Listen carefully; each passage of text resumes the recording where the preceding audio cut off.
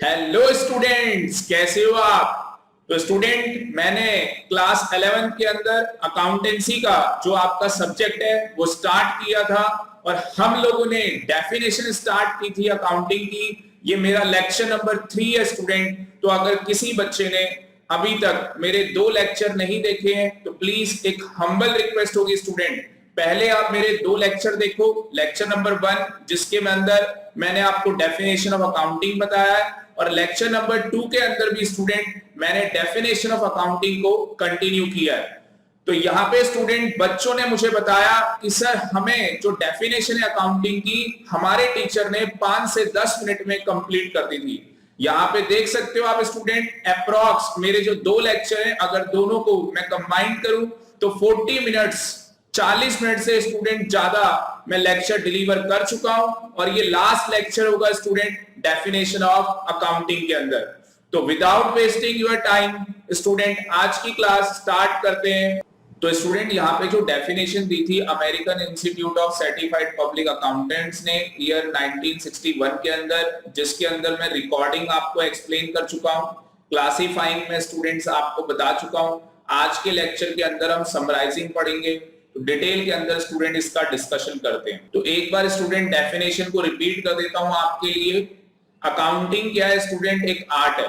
तो मैंने आपको बताया था जिस तरीके से कि अकाउंटिंग क्या है, एक आर्ट है। अब आर्ट स्टूडेंट किस चीज की है? रिकॉर्डिंग करने की, क्लासिफाइंग करने की और समराइजिंग करने की। तो इसका स्टूडेंट हमने एक शॉर्टकट बनाया है कि राजेश सर क्या करते हैं, कॉमर्स स्टूडेंट को, राजेश सर क्या करते हैं, कॉमर्स स्टूडेंट को अकाउंटेंसी पढ़ाते हैं। तो ये स्टूडेंट अकाउंटेंसी मैं अभी थोड़ी देर में बताऊंगा। इसका शॉर्टकट क्या है, अभी के लिए आप ये याद कर सकते हो, राजेश सर कॉमर्स स्टूडेंट को अकाउंटेंसी पढ़ाते हैं। आर से क्या है, रिकॉर्डिंग, सी से क्या है, क्लासिफाइंग, और एस से क्या है, समराइजिंग। स्टूडेंट समराइजिंग का मतलब क्या है? समराइजिंग का मतलब है कि जो हमने स्टूडेंट क्लासिफाई किया अपना डाटा, मतलब कि जो हमने लेजर बनाए, तो स्टूडेंट जो हमने लेजर बना लिए अब उनसे हम लोग क्या करने वाले हैं स्टूडेंट, उनसे हम लोग फाइनल अकाउंट, हम लोग उनसे क्या करने वाले हैं, फाइनल अकाउंट बनाने वाले हैं। तो स्टूडेंट जो हम फाइनल अकाउंट बनाएंगे वो किसकी हेल्प करेगा? जो हमारे इंटरनल यूजर हैं और जो हमारे एक्सटर्नल यूजर हैं। अकाउंटिंग स्टेटमेंट, अकाउंटिंग स्टेटमेंट का मतलब है स्टूडेंट फाइनल अकाउंट। तो स्टूडेंट जो लेजर की हेल्प से हम लोग क्या करेंगे, लेजर की हेल्प से हम लोग अपने फाइनल अकाउंट्स प्रिपेयर करेंगे। और स्टूडेंट ये जो फाइनल अकाउंट्स हैं ये हमारे इंटरनल और एक्सटर्नल यूजर्स जो हैं उनकी हेल्प करेगा डिसीजन मेकिंग के अंदर, उनकी हेल्प करेगा डिसीजन मेकिंग के अंदर। अब स्टूडेंट ये समझते हैं कि समराइजिंग के अंदर कौन कौन से अकाउंट्स प्रिपेयर किए जाते हैं। तो स्टूडेंट अगर आप यहाँ पे देखोगे तो सबसे पहले हम ट्रायल बैलेंस बनाएंगे, ट्रायल बैलेंस के बाद ट्रेडिंग अकाउंट, ट्रेडिंग अकाउंट के बाद पीएनएल अकाउंट, और कंपनीज के अंदर स्टूडेंट जो कंपनी होती है उनके अंदर प्रॉफिट एंड लॉस अकाउंट का एक नया नाम है स्टेटमेंट ऑफ पीएनएल अकाउंट। तो ये एक नया नाम है कंपनीज के अंदर, इसके अकॉर्डिंग बनाया जाता है, कंपनीज एक्ट के अंदर स्टूडेंट हमें बताया जाता है। और लास्ट स्टूडेंट हम प्रिपेयर करेंगे बैलेंस शीट। अब स्टूडेंट आपके दिमाग में क्वेश्चन आ रहा होगा कि सर हमें तो यही नहीं पता ट्रायल बैलेंस क्या होता है। मैं अभी बता रहा हूं सर, हमें ट्रेडिंग और प्रॉफिट और लॉस अकाउंट और बैलेंस शीट का मतलब भी नहीं मालूम है। स्टूडेंट घबराने वाली कोई बात नहीं है, मैं एक एक चीज आपको बारीकी के साथ बताऊंगा और बहुत ही अच्छे तरीके से एक्सप्लेन करूंगा। पहले बस आप एक बार डेफिनेशन को समझ लो, डेफिनेशन क्या लिखी हुई है। तो स्टूडेंट्स अगर आप यहाँ पे ध्यान से देखोगे तो सबसे पहले मैंने आपको क्या बताया, अकाउंटिंग इज एन आर्ट। किस चीज की आर्ट है? रिकॉर्डिंग करने की, क्लासिफाइंग करने की और समराइजिंग करने की। तो स्टूडेंट रिकॉर्डिंग के अंदर हमने क्या किया था, ट्रांजैक्शन और इवेंट को हमने रिकॉर्ड किया था, ठीक है जी। और हमने क्या किया था, बुक्स ऑफ अकाउंट्स बनाए थे, उसके अंदर हमने जर्नल एंट्रीज पास की थी। क्लासिफिकेशन के अंदर स्टूडेंट क्या किया, हमने जर्नल से हमने पोस्टिंग कर दी और क्या बनाए, लेजर अकाउंट। जर्नल से हमने पोस्टिंग कर दी और क्या बनाए, लेजर अकाउंट। तो स्टूडेंट समराइजिंग के अंदर हम लोग क्या करेंगे, फाइनल अकाउंट प्रिपेयर करेंगे। और ये फाइनल अकाउंट स्टूडेंट क्या करेगा, डिसीजन मेकिंग का काम करेगा। ये final account student decision making का काम करेगा। जो भी हमारे यूजर्स हैं, चाहे वो यूजर्स इंटरनल हो या एक्सटर्नल हो। तो यहाँ पे स्टूडेंट समराइजिंग को समझते हैं कि समराइजिंग का मतलब क्या है। तो मैंने कहा स्टूडेंट कि हम लोग समराइजिंग के अंदर क्या कर रहे हैं, हम लोग फाइनल अकाउंट प्रिपेयर कर रहे हैं। स्टूडेंट्स आपके दिमाग में आएगा कि ये फाइनल अकाउंट क्या होता है। स्टूडेंट क्या होता है, सबसे पहले हमने क्या किया था, हमने जर्नल बनाया था। टू, मान लेते हैं हमने गुड्स खरीदे थे कैश में, तो हम लोग लिखते हैं purchase account debit to cash. तो ये स्टूडेंट क्या होती है, जर्नल एंट्री होती है। बट आगे चैप्टर आएगा स्टूडेंट, वहां पे रियलिटी में आपको पूरी जर्नल एंट्री सिखाई जाएंगी। मैंने अभी एक बस एग्जांपल दिया है आपको। तो अगर मैंने गुड्स कैश में खरीदे हैं तो purchase account debit to cash, ये हमारी जर्नल एंट्री होगी। इसके बाद स्टूडेंट मुझे क्या करना होता है, मुझे लेजर बनाना होता है, क्योंकि सबसे पहले मैं क्या करता हूँ, रिकॉर्डिंग करता हूँ। वो मैंने जर्नल एंट्री करके रिकॉर्डिंग कर ली। उसके बाद मैं क्लासिफिकेशन करता हूँ। तो क्लासिफिकेशन के अंदर स्टूडेंट क्या है कि मुझे हर चीज का सेपरेट लेजर खोलना है। मुझे हर चीज का सेपरेट क्या करना है, लेजर खोलना है। लेजर भी स्टूडेंट हमारा एक चैप्टर आएगा, वहां पे हम डिटेल में लेजर चैप्टर की एनालिसिस करेंगे। तो वहां पे क्या होगा, परचेज अकाउंट अलग खोला जाएगा और कैश अकाउंट अलग से ओपन किया जाएगा। तो स्टूडेंट लेजर के अंदर क्या होता है, जो हमने जर्नल के अंदर एंट्रीज कर रखी है उनको पोस्टेड किया जाता है और सेपरेट अकाउंट्स यहाँ पे बनाए जाते हैं। अब स्टूडेंट बात आती है समराइजिंग की। अब बात आती है स्टूडेंट समराइजिंग की। समराइजिंग के अंदर क्या होगा, तो स्टूडेंट जो हमने परचेज अकाउंट बनाया है, कैश अकाउंट बनाया है, इनके जो बैलेंस है स्टूडेंट, इनके जो बैलेंस है, हम ट्रायल बैलेंस बनाएंगे। हम क्या बनाएंगे, ट्रायल बैलेंस बनाएंगे। बस स्टूडेंट आप ये समझो कि ट्रायल बैलेंस के अंदर क्या होता है, दो साइड होती है, एक डेबिट और एक क्रेडिट साइड होती है। एक डेबिट और एक क्रेडिट साइड होती है। उन डेबिट और क्रेडिट साइड के अंदर स्टूडेंट क्या होता है, जो लेजर के हमारे बैलेंस हैं वो ट्रांसफर किए जाते हैं। तो जो लेजर का हमारा बैलेंस होगा, जैसे हमने बहुत सारे लोगों से क्या किया होगा, माल परचेज किया होगा। अब हमने बहुत सारे लोगों से माल जब परचेज किया तो मान लो 50,000 रुपए का माल हो गया। तो यहाँ पे क्या होगा स्टूडेंट, ट्रायल के अंदर हम लोग परचेज में डेबिट बैलेंस दिखा देंगे कि हमने क्या किया है, 50,000 रुपए का माल खरीदा है। उसी तरीके से स्टूडेंट अगर सेल की बात करूं तो सेल का भी अलग से लेजर बना होगा। तो उससे हमें पता लग जाएगा कि पूरे साल के अंदर हमने कितने का माल बेचा है। तो अगर स्टूडेंट सेल के अंदर अगर हम टोटल करते हैं और टोटल बताता है कि 2 लाख रुपए, तो उससे हमें पता लग जाएगा स्टूडेंट कि हमने 2 लाख रुपए का माल बेचा है। और सेल को स्टूडेंट ट्रायल बैलेंस में क्रेडिट साइड में शो किया जाएगा, तो हम लोग वहां पे 2 लाख रुपए बता देंगे। तो यहाँ पे स्टूडेंट जो हम लोग समराइजिंग कर रहे हैं, हम लोग क्या कर रहे हैं स्टूडेंट, समराइजिंग कर रहे हैं। तो समराइजिंग के अंदर हम लोग क्या कर रहे हैं, फाइनल अकाउंट बना रहे हैं।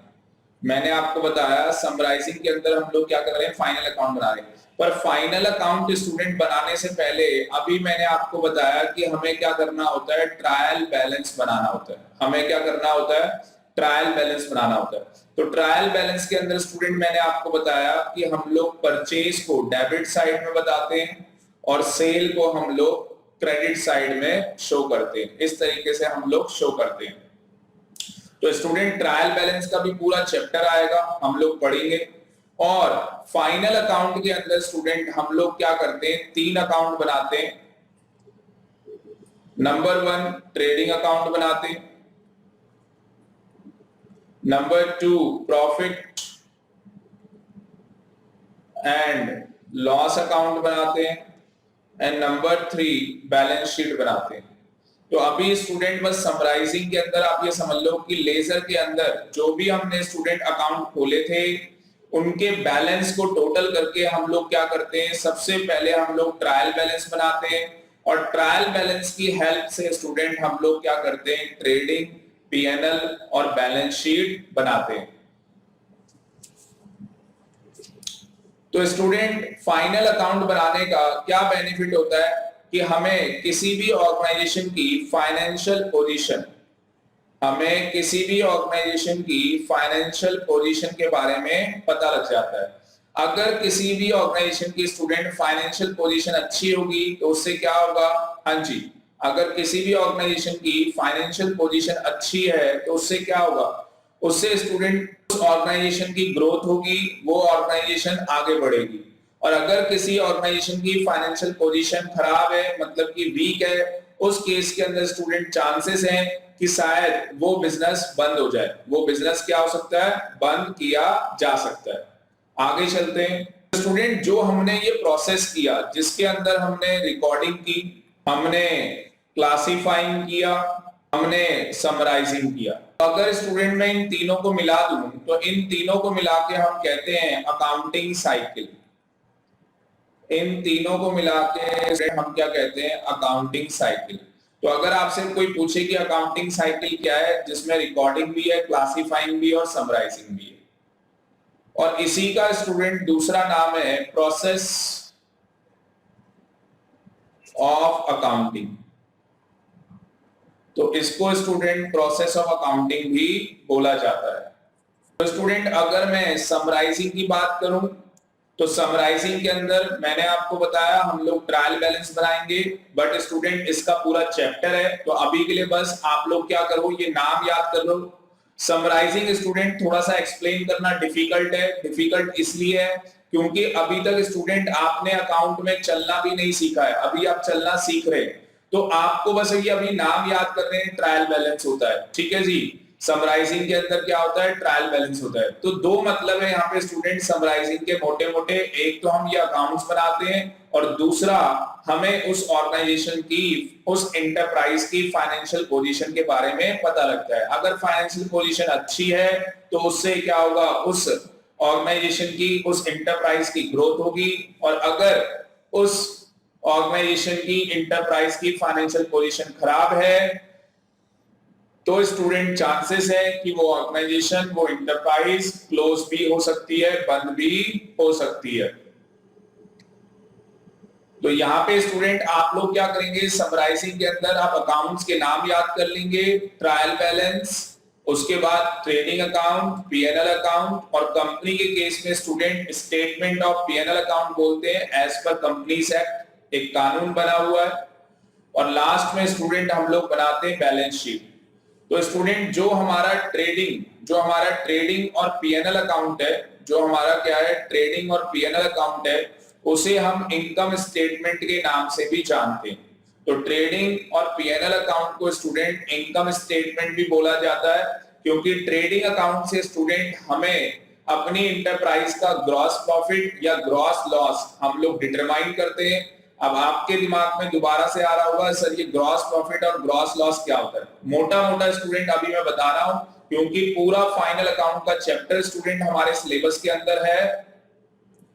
तो स्टूडेंट मोटा मोटा ट्रेडिंग अकाउंट क्या होता है कि ट्रेडिंग के अंदर परचेज और सेल को रिकॉर्ड किया जाता है। तो जो भी हम स्टूडेंट परचेज करते हैं और जो भी हम सेल करते हैं उसको रिकॉर्ड किया जाता है, और दोनों के डिफरेंस में या तो ग्रॉस प्रॉफिट आएगा या तो ग्रॉस लॉस आएगा। उसी तरीके से स्टूडेंट जब हम लोग पीएनएल अकाउंट बनाते हैं तो पीएनएल अकाउंट के अंदर या तो नेट प्रॉफिट निकल के आता है या तो नेट लॉस निकल के आता है। और लास्ट में स्टूडेंट हम लोग क्या करते हैं, बैलेंस शीट बनाते हैं। लास्ट में हम लोग स्टूडेंट क्या करते हैं, बैलेंस शीट बनाते हैं, ठीक है जी। और अगर स्टूडेंट में बात करूं ट्रेडिंग, पीएनएल और बैलेंस शीट, इन तीनों को स्टूडेंट कलेक्टिवली क्या बोला जाता है, फाइनल अकाउंट। इन तीनों को स्टूडेंट कलेक्टिवली फाइनल अकाउंट बोला जाता है। तो आप यहां पे लिख सकते हैं कलेक्टिवली इन तीनों को फाइनल अकाउंट बोलते हैं। तो अगर आपसे कोई कहे इनकम स्टेटमेंट क्या होती है तो आप बता सकते हो, उसके अंदर ट्रेडिंग और पीएनएल अकाउंट आएगा, और फाइनल अकाउंट के अंदर स्टूडेंट ट्रेडिंग, पीएनएल और बैलेंस शीट आएगी। लास्ट लाइन स्टूडेंट बस यही बोलना चाहूंगा समराइजिंग के अंदर कि ये जो हमारे फाइनल अकाउंट्स हैं स्टूडेंट, ये एट द ईयर एंड बनाए जाते हैं। तो आप यहाँ पे लिख सकते हैं, तो यहाँ पे स्टूडेंट आप लिख सकते हैं final account are prepared at the end of the year. यहाँ पे स्टूडेंट नेक्स्ट हमारे पास आगे आता है अकाउंटिंग डेफिनेशन के अंदर, क्योंकि अकाउंटिंग की जो डेफिनेशन है उसके अंदर क्या लिखा हुआ है, accounting is an art. Art किसकी है स्टूडेंट, रिकॉर्डिंग करना, क्लासिफाइंग करना एंड समराइजिंग करना। तो यहाँ पे स्टूडेंट्स आप बोल सकते हो accounting is an art of recording, classifying and summarising in a significant manner and in terms of money, transactions and events which are at least part of financial nature and interpreting the result thereof.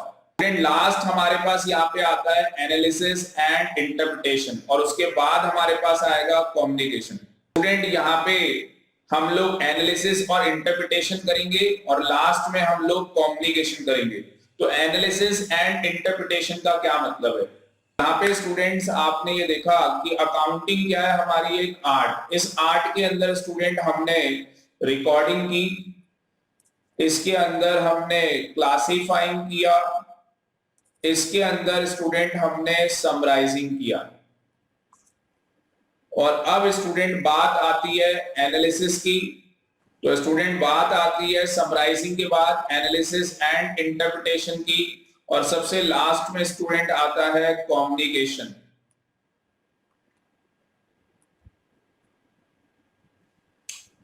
तो यहाँ पे student total अगर आप देखोगे जो हमारी accounting है, art है, वो कितने चीजों की आर्ट है? रिकॉर्ड करने की, क्लासिफाइंग करने की, समराइजिंग करने की, एनालिसिस और इंटरप्रिटेशन करने की और कम्युनिकेशन करने की। तो टोटल यहाँ पे स्टूडेंट अकाउंटिंग के अंदर जो आर्ट है वो टोटल 5 आर्ट्स यहाँ पे है। और मैंने इसका शॉर्टकट स्टूडेंट आपको बताया था